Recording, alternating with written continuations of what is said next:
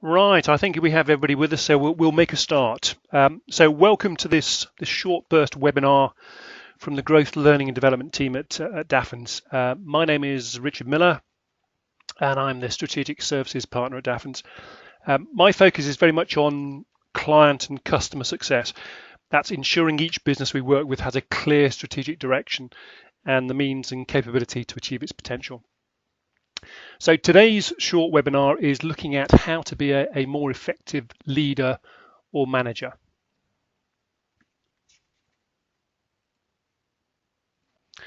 So let's start within the context of what other business leaders do and think. Here we have a summary of the findings from the 2018 Mindshop Business Leader Survey. Now this was a survey of over 160 business leaders and their advisors in 9 countries, providing valuable data and insights into what was required for business success. Now you'll see that one striking theme emerged.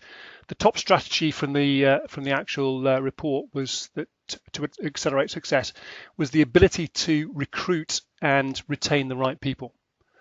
And it isn't just a question of getting the right people in place first of all, it's how do we actually get them to stay with the organization so we can actually make the most of the value that they can bring to our customer base. So you can see the biggest concern about doing business that came out of the report was actually keeping those good team members in place. And it isn't just a question of paying them more money. A lot of the feedback that we get is that if you offer these people some kind of opportunity for personal growth, career development within the organization, or in many cases, they tie into the values that you have and your organization has a particular purpose, then it's likely you're going to retain the loyalty of those people. The top skill that they identified as needed by a leader was the ability to coach and develop people. So if you remember nothing else from today's short webinar, the one key skill that you need to refine and develop is the coaching and developing people. The top strategy to free up capacity was to improve the quality of your team. Often what we find within organizations is that tends to be a sort of rather top-down approach with the leaders or the managers effectively dictating what's going to happen. And people often think that they have a problem in terms of delegation. The way to get around this is actually to improve the quality of the team, get them involved, which is going to free up capacity for you to make things happen within your business.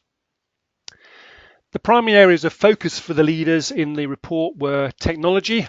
With the pace of technological change, we're seeing an impact on our marketplaces, business models, and how we operate on a day-to-day basis. So we need to keep abreast of technology. Sales is a given. How do we actually generate the income in the future to make sure that we have sustainable success as a business? And the last one, which is going to be what we focus on today in many respects, is team development. How do we actually get the best out of the people that we have within the organization? And how do we do that as a leader or a manager in the business? So what I'd like to do is just briefly drill down into the report itself. You'll find within the box on the right-hand side that there is a handout that you can download in PDF form. This is the full report from 2018 with all of its findings. By all means, go and have a look at that, but I'm just going to pick upon 2 or 3 things that I think are going to be pertinent to the leadership abilities that you're going to have to develop. So the first thing was 10 core capabilities that were needed to be a good leader. And these are what came up from the individual business leaders across the world and their advisors. The first one, personal focus. Steve Jobs said that prioritization was key to Apple's success. And when we're working with businesses, often what we do is we try and identify 2 or 3 strategic themes for the year, 2 or 3 areas of focus. And what that allows us to do then is create a priority as to whether the strategies and actions actually fit into those themes that have been identified. It helps keep people on track. Key thing there is be careful not to take on too much. It's better to do 2 or 3 things really, really well than trying to do too much because you'll just lose focus completely. If we look at talent management and team implementation and coaching, coaching developing people has become the top skill needed by a business leader. We talk about change success, and a key component of change success is to build the capability of the organization and also the people within it. So as people and organisations, we need to commit to the idea of lifelong learning. The skills that got us to where we are today may not be the skills that sustain us into the future. Short-term strategy, long-term strategy. In the survey, business leaders identified strategic planning in the top 3 issues they would most like to explore with their advisors. So we're here to listen, and we believe it's critical that you have a clear strategic direction for your business and are able to balance the short-term issues to fix with a longer-term vision and goals for your business. Problem solving is key. What we help businesses do is identify tools and methodologies. Often what people do is just talk around a subject. If you can use a tool or a methodology, the problem solving allows us to drive to action, making things happen. It's not enough just to have capabilities. The report also identified that there was a need to have high performance habits, and we've got the top 10 here. If you want to actually make change stick, then you need to actually develop some habits. Habits are merely repetitive actions that become instinctive in the way that you operate. So the key one here, I think, is we've talked about it, is empowering great teams. How do we involve others within our teams to actually bring about change? And the key here is to actually empower them rather than have a sort of top-down prescriptive management approach. Often what we will do is get people set up on projects within their teams, and we have to give them a certain amount of authority, the ability to make decisions. We have to give them a budget and resources that they can actually use to do what they need to do. And we need to provide accountability and the ability and the acceptance that sometimes it may go wrong. Leveraging technology to redefine operations, simplifying complexity, being adaptable and agile, these are all very sort of lean things that we talk about in terms of the methodology. Adopting a lean approach. How do we actually eliminate waste within the organization? How do we make sure that we're always focused on providing value to the customer? Being adaptable and agile is so important in terms of reacting to the changing needs of our customers and clients. So as a leader or manager, how do you actually create alignment within your business? How do you get everyone pulling together in the same direction? John Doerr, who was at Google and previously at Intel, brought about the evolution of performance management in the way of what we call OKRs, objectives and key results. And one of the main benefits of OKRs is that they actually drive greater alignment in the business, making sure everybody's facing in the right direction. So what do we mean by OKRs? So let's take the example of NASA in the 1960s. Their overall objective was to put a man on the moon by the end of the decade. So your objective is what you want to accomplish. The objectives must be significant to the company or organization, personally meaningful to the people as well as aspirational. They should also be aligned and supported by the entire organization. So the example of the objective in the OKR for NASA was put a man on the moon by the end of the decade.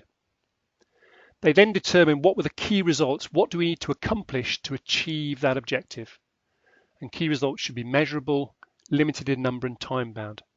So the example for the moon landing was to build a lunar module weighing under 40,000 pounds by December 1965.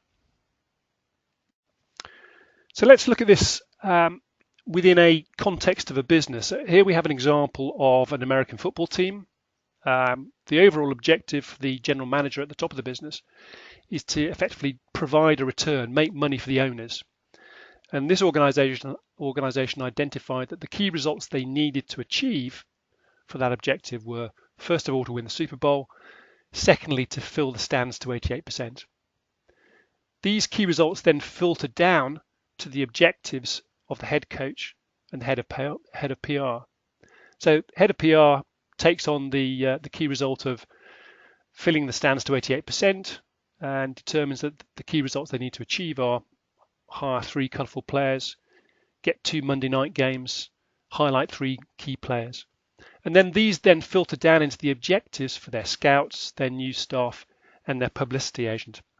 So you can see in this way, by using OKRs, all the teams are aligned to deliver the key results to achieve the objectives for the overall organization. Everybody understands what part they have to play. People can see their role in the context of others in the organization. The problem with a lot of organizations today is that people operate internally within silos. They're unaware or indifferent to the impact their actions have on others.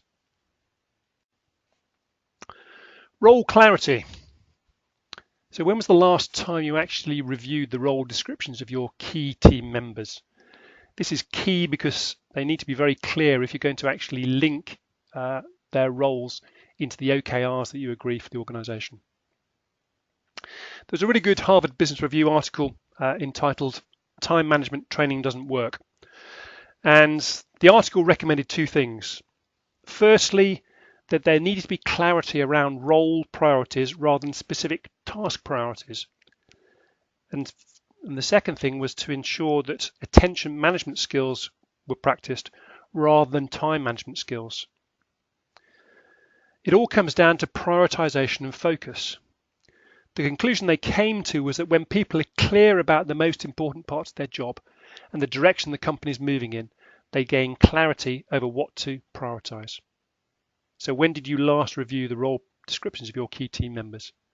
And how are those going to link into the OKRs that you agree for your organization? We often talk about Pareto, the 80-20 rule. 20% of what you do on a day-to-day basis within your business creates 80% of the benefit. It therefore follows that 80% of your time is creating only 20% of the benefit. So it would follow that if you can stop doing things that are of little value, either to your team, to your customers, or to move you towards your overall objectives, it is better that you actually stop doing those things. A lot of people, a lot of successful entrepreneurs start their year by actually making a stop doing list. So John Harvey James said, only do what only you can do. So next time you're making a to-do list, think about what you've got to stop doing.